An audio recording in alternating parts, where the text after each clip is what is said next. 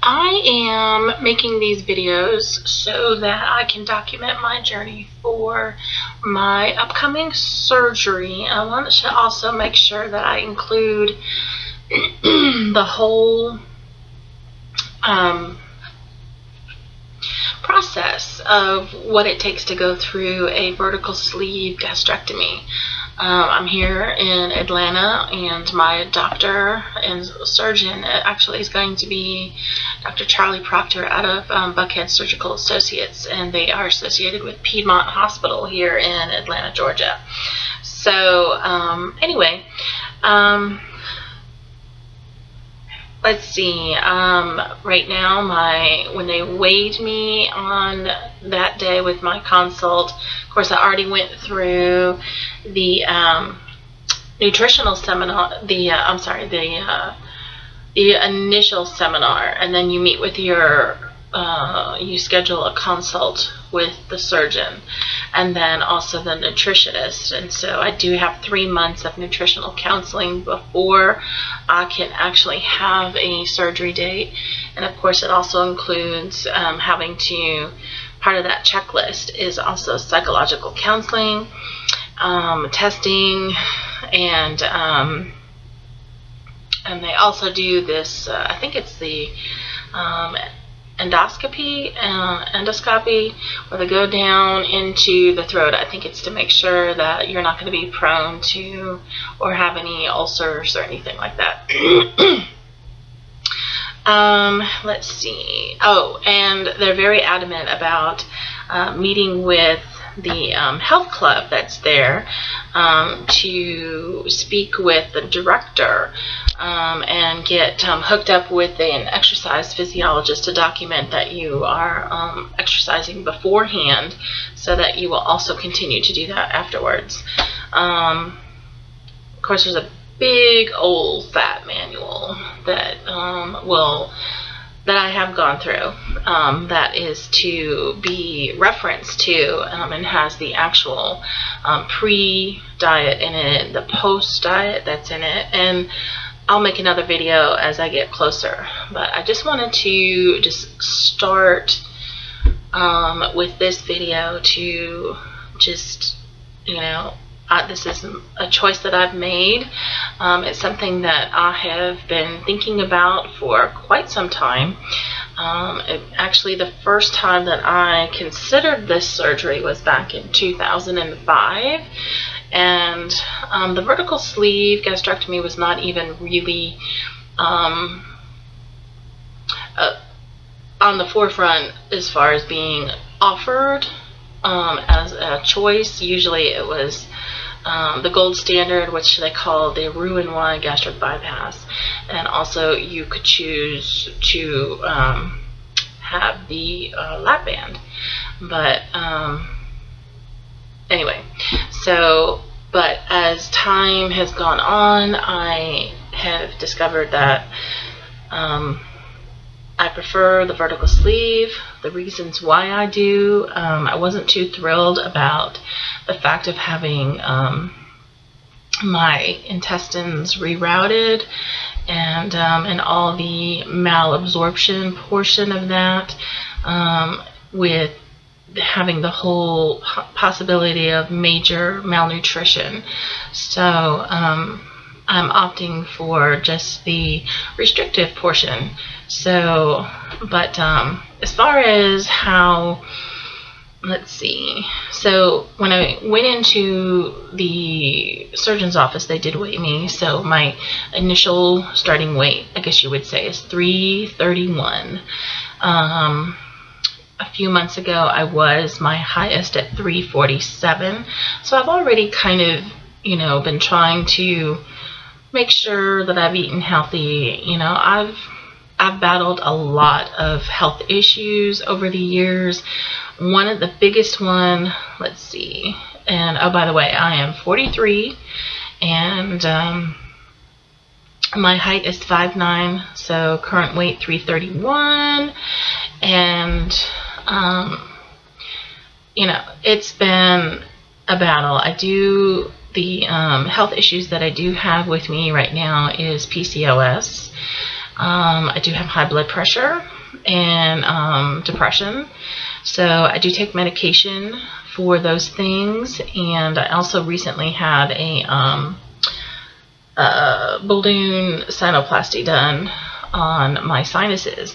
So I always kept getting bronchitis and was sick, and then I would always get pneumonia. So this is something that I guess apparently I had an entrapment of infection way up here in the maxillary sinuses. So the procedure definitely helped. I didn't even know that that was going on, so that was interesting. But now a year ago, I also had some, like a I guess you would say it's like a partial hysterectomy. I had fibroids, I had polyps, I had, you know, some cellular, I didn't have endometriosis, but there was another type of, I can't remember what it was called, but in addition to having just the PCOS and the issues and the bleeding problems. So, so I had what was called a hysteroscopy, and along with that was an ablation to help with, so which means even though at my age I probably would not consider having a child or a family, so so that was the choice that I made, because I just could not, I was very anemic, and I was that way for years and didn't know it, and I all I wanted to do was sleep, and it turned out that I was more sick than I thought, and unfortunately I had one of the there was a little cyst that had burst, and that's what caused me to have to actually go in, and that's when I found out that everything was as bad as it was. So and then of course my history going way back, even to when I was about 19, is the first time that I was diagnosed with cervical cancer. So, and I did have surgery, and the tumor started to come back again in when I was 30. So I guess that was probably what, 2000-ish or so. But anyway, I did have another procedure for that, so I pretty much knew that I wouldn't be able to really have children back then, also because of the what they do is a coning procedure that takes out part of your cervix. So basically what that means is that I wouldn't end up being able to actually carry a child to term, because I wouldn't have the cervix there to support the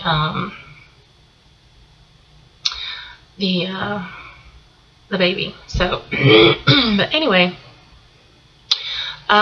so I plan to have the weight loss surgery to really help with a lot of the issues that I have, other than just, you know, breathing and asthma, the PCOS, the hypertension. Now, everyone in my family is also, I mean, they are diabetic, and high cholesterol. That's another thing that I do have, is high cholesterol.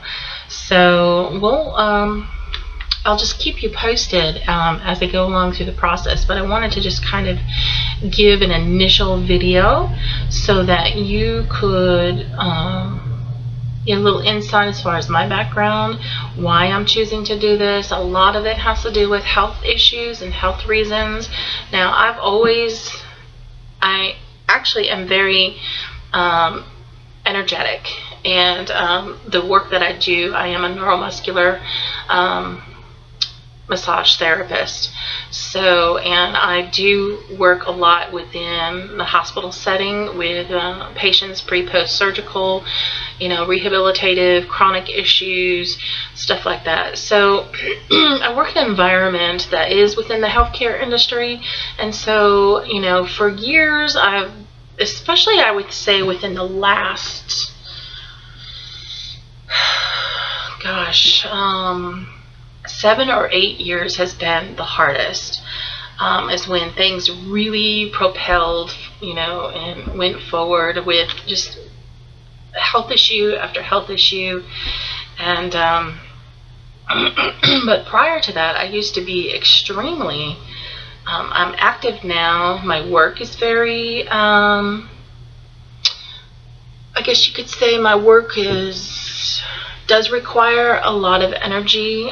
Doing massage in general is a very, you could call that exercise in itself. Especially when you work on any athletes, especially any type of football players or linebackers. Let me tell you, their legs alone, I swear, weigh 100 pounds. So, but I digress. So anyway, getting back to my history as far as like, and being in school, like high school, college, I would run 5 miles a day. I'm a tennis player, and I used to really enjoy running, and and lifting weights, that's fine. I love swimming. So right now I'm doing water walking, water jogging, water running, so that my joints are, there isn't any stress on the joints.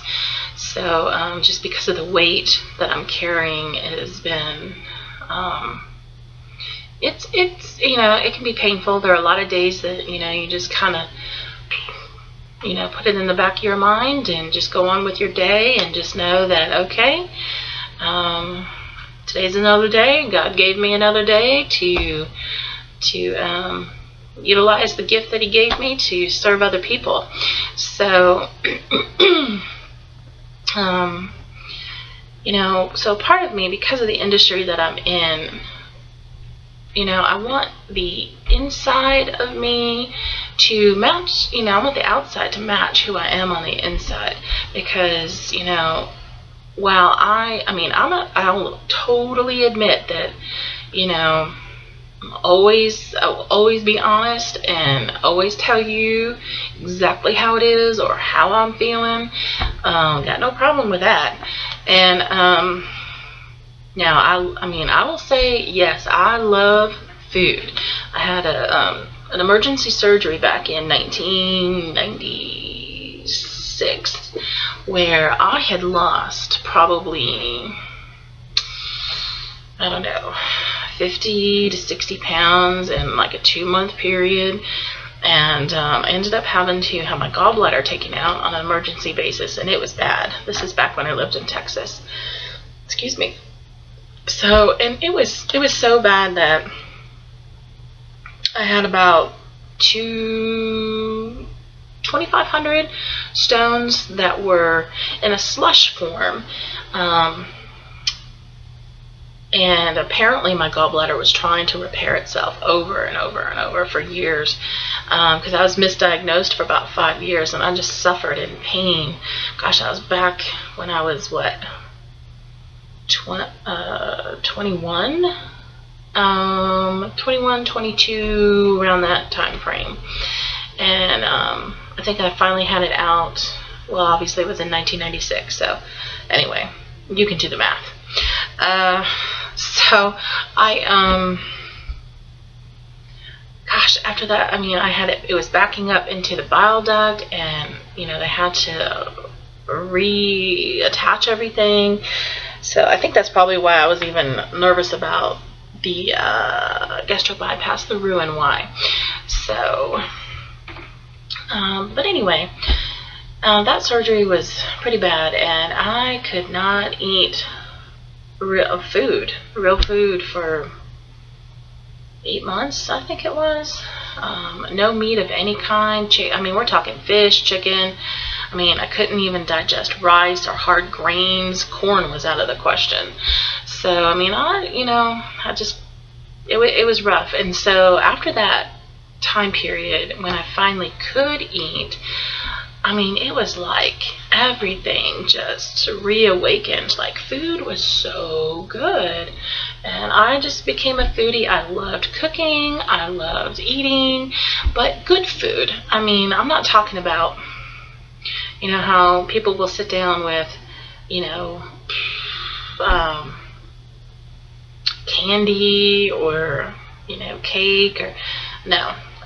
Give me, you know, a really good, you know, steak with crab, lobster, you know. Of course, I do love savory. I think my downfall is more that I love cheese, and of course it doesn't like me because dairy is a problem for me. But I do love the cream sauces. Again, there's that dairy.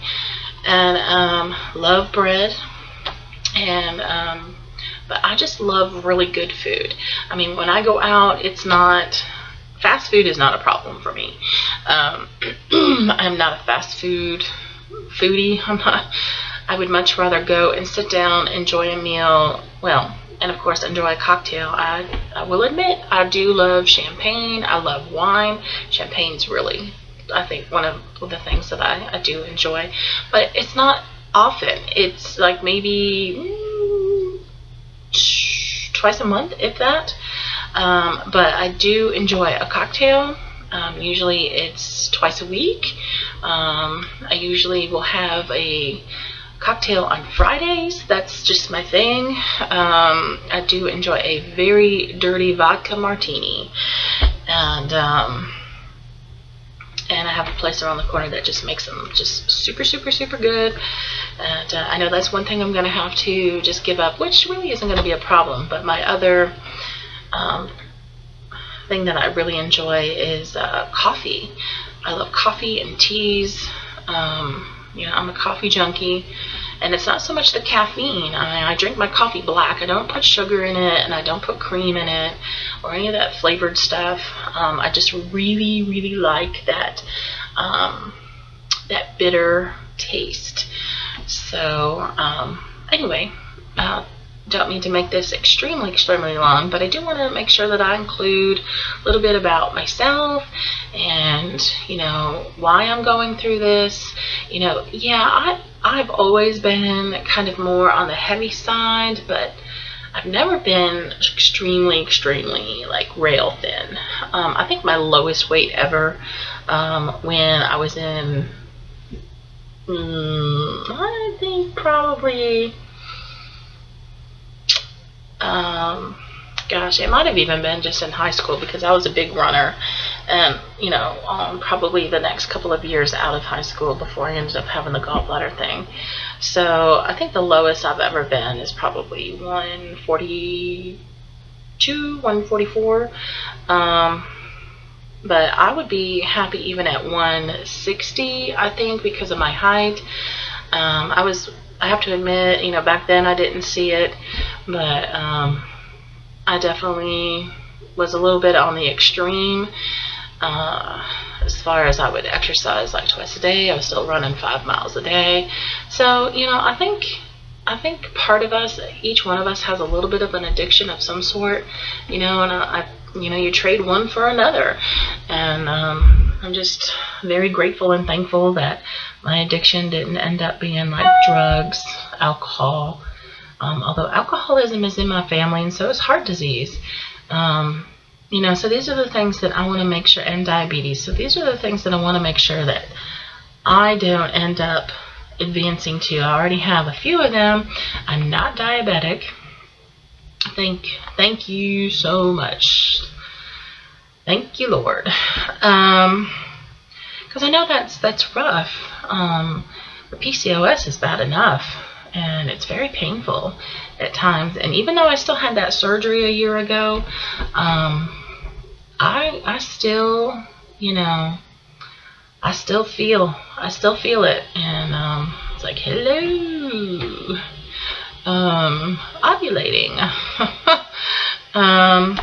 Which, you know, some people have asked me, well, why didn't you just get a full hysterectomy? And I'm like, you know, my surgeon, my doctor, my OB/GYN, her and I talked about it, and it was better to keep the ovaries so I wouldn't have to then deal with all this major hormone issue that you have to deal with afterwards.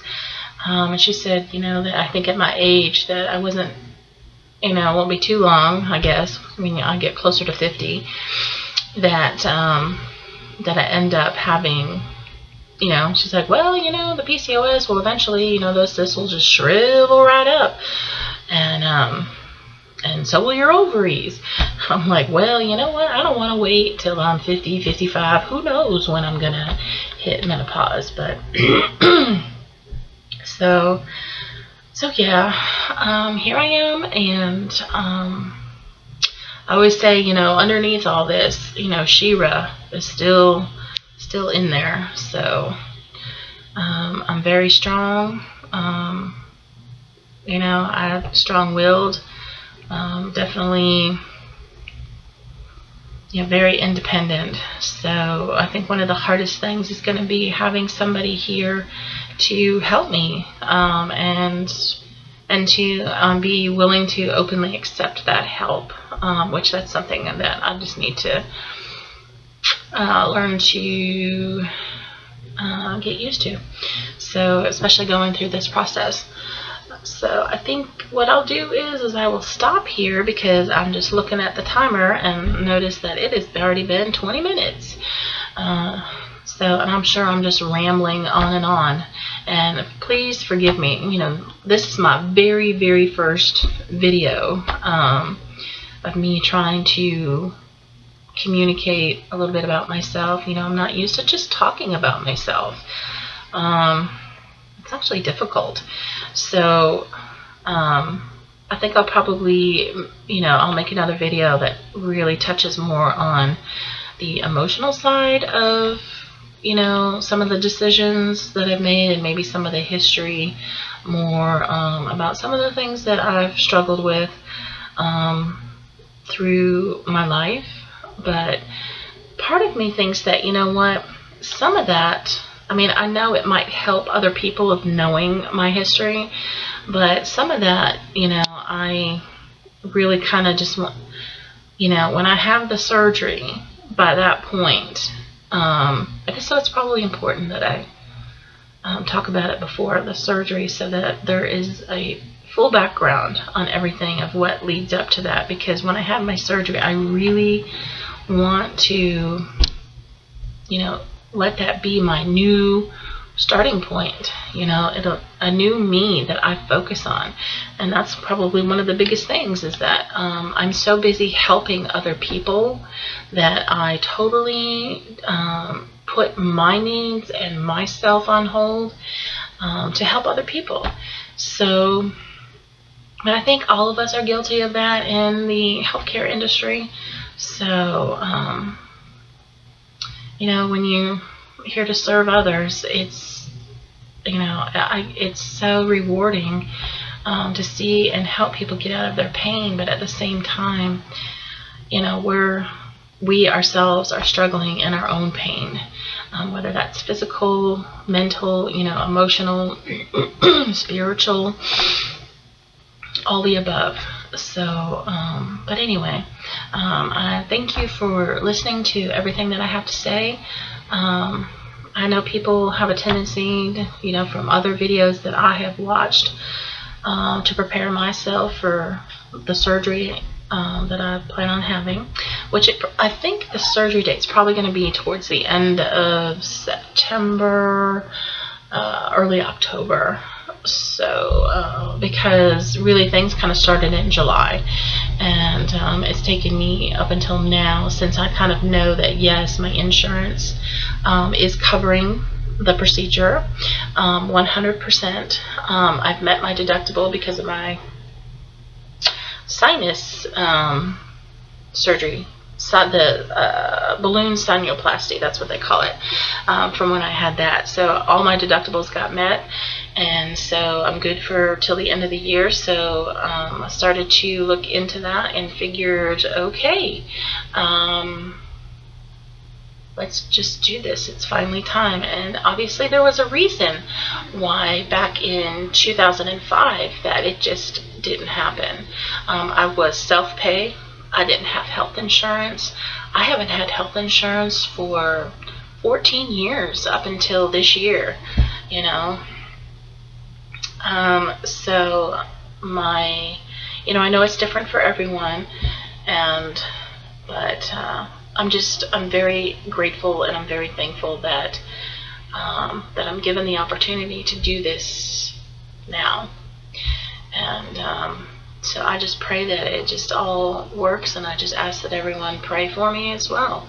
And I welcome any and all questions that you may have. I know there's probably going to be some, there's always some negative and I guess haters or whatever, but we'll deal with those as they come. I just know how I feel within myself, and I will do the best that I can to relay all that information, and as I go through the process, I will make sure that I update everybody and let them know what the next step is and how that was and what my experience was. So, but anyway, I guess I will stop here, and thank you for watching, and I look forward to having you all with me on this journey. Thanks.